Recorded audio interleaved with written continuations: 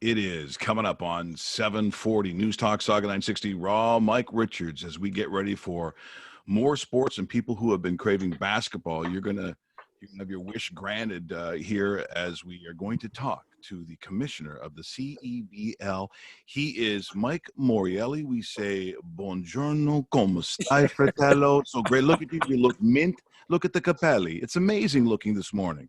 It's a little poofy, but, I appreciate that. It's a full head of hair. That's all that matters at this point. You know what? You're right. And that's exactly what guys do. They're like, hey, see, not so good here now. They're like, what are you talking about? No. This part, the back part, doesn't count. Doesn't count.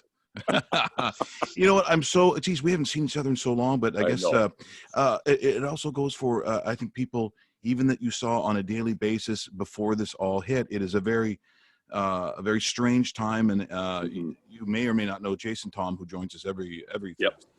And we got to know the guys from North Pole Hoops pretty good, Tariq and Elias. And the fact is, and I had mentioned this to Lee Genier the other day, that as much as this is always considered to be a hockey nation, which I believe it truly is. But the reality is, if I were to go into Canadian high schools, and I mean from coast to coast, not just the GTA, not Toronto, not Hamilton, not just the big cities, if I start asking about what they watch and what they're involved in, I would be amazed if it's not at least 50% basketball. It's probably higher than that. The world has changed slightly, and Canada has become a basketball world, and we are seeing the results of that. The only thing at the time that we didn't have, Mike, was a professional league. Well, now we do. This is kind of, to me, that piece of the puzzle, which you fully understand, which is why you're doing what you're doing. This is what Canada always needed. I believe this is that piece of the puzzle that will see us at some point, and I've said it many times, during the Olympics, those gold medals, they're going around Canadians, and I don't think we're that far away. Well, Mike, you hit it on the head. I think that's exactly right. You look at the landscape of Canada, and we'll never replace hockey, and we shouldn't even consider it as something we want to do. It is what it is. It exists on its own, but there is a groundswell, and a massive groundswell of basketball, not only basketball players, basketball fans, participation in basketball, and the cool factor. And that's really the thing that's changing, I think, at the younger generation. And I've read all the surveys and seen all the reports, that basketball is the sport that they find the coolest, the most fun, the most entertaining, and it plays right into exactly what we do. It's an experience. It's not just a basketball game. It's art, it's culture, it's music, it's lifestyle. It's everything that people look for in entertainment, and it's wrapped around a sporting product. So all that combined makes a ton of fun. What the Raptors have done, obviously, has vaulted the idea of basketball to the masses. But what we do is we take a regional approach, right? Now it's not just Toronto-centric. Now we can expand across the country. We're in 4 provinces. We'll be in 5 very soon, and hopefully more to come. And it's all part of the game plan. But it's a great time to be in basketball. Mike, as far as the summer series and getting it all together and getting it ready, which we're really looking forward to, and this is a massive week for not only the country but the league itself. What are the foundation steps of the summer series? When do you decide to get together with ownership and the board and say, you know what, let's organize this? And how did it come about? Because obviously, when you put together a 26-game single elimination, it's going to be an awesome tournament, but it's going to be live sports, which we crave so badly. Maybe give us a little bit of the foundation of how it all came together. Yeah, so for those that don't know, our traditional season, we were going into year 2, runs from May till about mid-August. And it's done, and people wonder why. We're not a summer league. We're a league that plays in the spring and summer.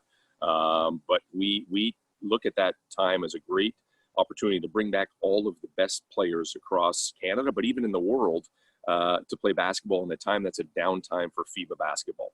So all those players that we have that have gone overseas to play in Turkey and Russia and Germany and the highest levels year after year, they come home in the summer, they train on their own, they play some pickup games, they get ready for the next season. We'll now enter the CEBL where they say, wow, I can play in real competition in a FIBA league, get paid to do it, hone my craft, hopefully get a new contract going to my next season, but also wear your name on your jersey in a place where you were born and where you were trained and where you're developed. And I use this analogy, and you guys will appreciate, we're like the CFL of basketball, right? Yeah. We're very community driven. If you want to see those guys that that have the talent to play anywhere in the world, well, let's watch them at home. And if you look at, the NBA in general or basketball in Canada, I equate it kind of like an iceberg. At the tip of the iceberg are our 17 NBA guys, and we're the second most nation in the world with NBA athletes. But just beneath them are thousands of pro players that we have that have emerged and come. We just don't get a chance to see them. So bringing them back home is huge. And then we looked at the process of, okay, we understand that our best players are in that market from that May to mid-August to the end of August. There really was no wiggle room to extend our season, starting in July and go to October, because our best athletes are returning back to Europe and overseas. So we had to come up with ways that, how do we get guys back on a court? How do we get our brand represented? How do we take advantage of any silver linings that are existing amongst everything that's going on? And we felt that the tournament format was a great way to do it, because that's how our championship weekend runs anyways. It's in a single elimination tournament sort style that happens after the season. We just melded it all together. Every team will have a 6-game round robin set to start, starting this Saturday. It's unbelievable as that may seem right now. And then they'll move into the top 6 will move into a single elimination playoffs and the championship crowned on the 9th. So the beauty of how we operate, we're a single entity ownership, which means that we own and operate the league office and all the teams. So when it comes to making decisions, it's not, I don't have to engage with 9 different owners who have 9 different agendas and different issues with money and so on and so forth. We make decisions, we consult people, obviously, and we move forward. And that has been probably the biggest opportunity that allows us to be the first, combined with the fact that we have 85% of our players are Canadian. So it's easy to mobilize and do it. We're not in Florida. We're in, Niagara region. We're in St. Catharines. We're not worried about mass community transmission. So it does make things a lot easier. And that's thanks to the Ontario public for doing what they need to do to get this under control. Yeah, you're the Mussolini of Canadian basketball. Listen, if I got to do it, what are you going to do? At least the trains will be on time. Yeah, at least I admit it, eh? Yeah. But Mike, not that you wouldn't know. Collegiately being at MAC, what you did as a CFL player, you understand being coast to coast like this. That this is a very regional country. Like it's almost to a point where, look, in the times that I've been a part of entities that have tried to make national broadcasts, it just doesn't work, because people are so in tune in their own regions that it's the great way to go. And so one of my first Mike Morreale stories. Remember, remember this is the beginning, so this is a good one. So I'm sitting there with my brother watching one of your first games at the then Sky Dome, right? So I'm sitting with my brother and I look down and I see this guy and I'm reading up. I said, "Hey, that Mike Morreale out there." I said, "He's from Stony Creek." Well, sitting in front of me are 2 old Italian guys. The one guy looks like the picture of the old man on the Moretti, beer bottle. he looks, he might have been smoking too. I don't think you're allowed to. He might have been. And and he turns around and goes, "His name is Morreale. Where else are you going to be from?" And I said, That's Tony Creek. Yeah, but that in a nutshell, when I look at, you talk about Ottawa. Well, if you know anything about collegiate basketball, even high school basketball to a degree in Ottawa, this has become literally a religion. If you go to Carleton, there's an expectation that you probably should win a national championship. Also proud area in Niagara. We talk about Hamilton. We see the basketball out in Edmonton. I'm sure that Calgary probably not far behind all the basketball that goes out in Vancouver, Victoria area. So I'm assuming that St. Mary's and what you have in the East Coast, I'm guessing that's not far behind. And, do you have a feeling on when you think you would cut it off? Like, is there a sense of when you think you have enough? That's a great question. So we're at 7 now. We added a 7th team this year, Ottawa, which again, tremendous market for us. We'll get there live soon. They're in market right now training. So it's a great kind of little teaser for next year. The Quebec area is not far behind, Mike. I think you can appreciate the talent in that market. And you can have multiple teams in that market and create a great rivalry between Montreal and Quebec City and Ottawa. It makes perfect sense. So you'll see us there in the not too distant future. The East Coast is a little different.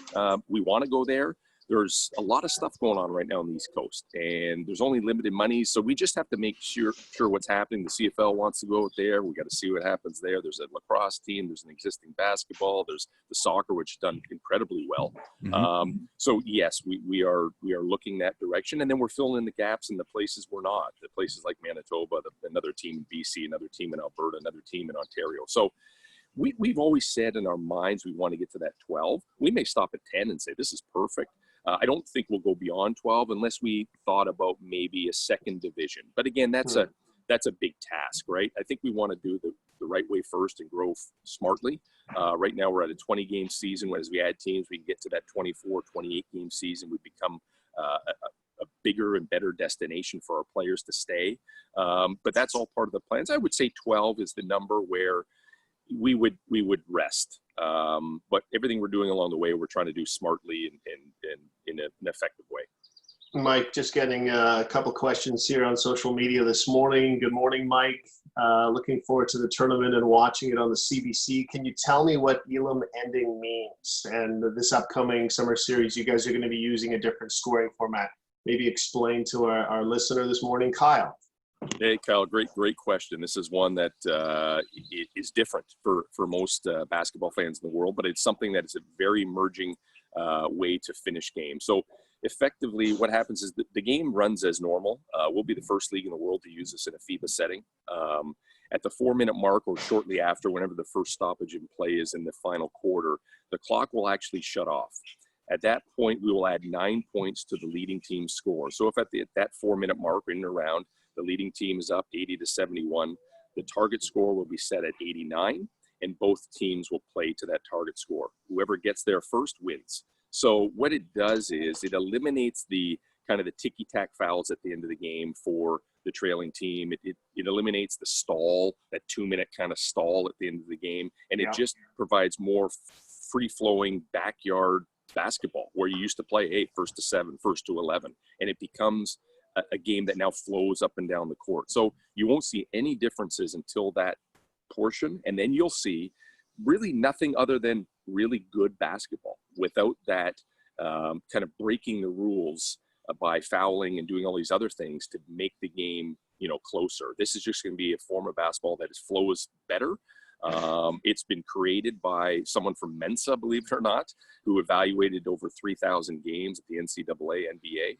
And has found that this is the best way to do it. And it has been proven in the TBT, which is the basketball tournament that just ended, and the NBA game, All-Star game last year. I think you'll see this. It will be in all the All-Star games going forward in the NBA, and I think in due time you'll probably see it start in overtime in NBA and maybe at one point become part of their game as well. Well, and also another adjustment that maybe people who have not watched, well, even high school basketball for a while, that is FIBA rules are now implemented. And a very good friend of ours, Tony Lucisano, as you can imagine, Luch. Luch. He goes by Luch.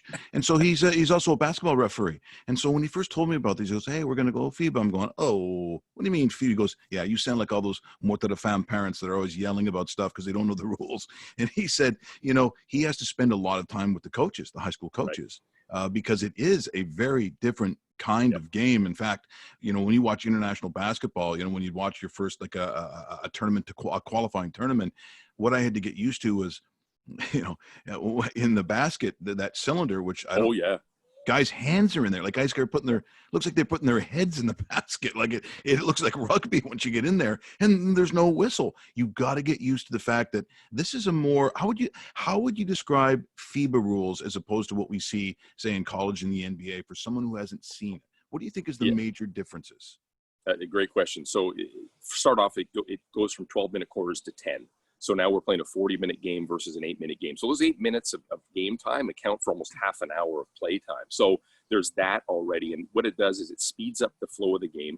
It eliminates the open court timeout. So say you're down at the end of the game and a bucket goes through, and there's no, very little time on the clock. You can't call a timeout and stall it and move to, the bench and try to see what's next. Playing within the cylinder is a great one. So you may see a free throw that goes up that bounces around the rim. Let's take Kawhi's shot, for instance. In a FIBA game, somebody could have swatted that out of the bucket as it was above the rim. It's crazy. And when you see it, it'll blow your mind. But boy, does it add to the excitement because guys are playing above the rim on simple free throws. So it is one of those things. It doesn't happen all the time, but there are teams that master it and can literally take points off the board by just playing above the rim. And it's the game that the most widely played game all over the entire world, with the exception of the NBA. And obviously the NBA has done a masterful job, but the minute these guys go to play in any international game, they are playing FIBA rules. And it's an aggressive game. It's a very free-flowing game.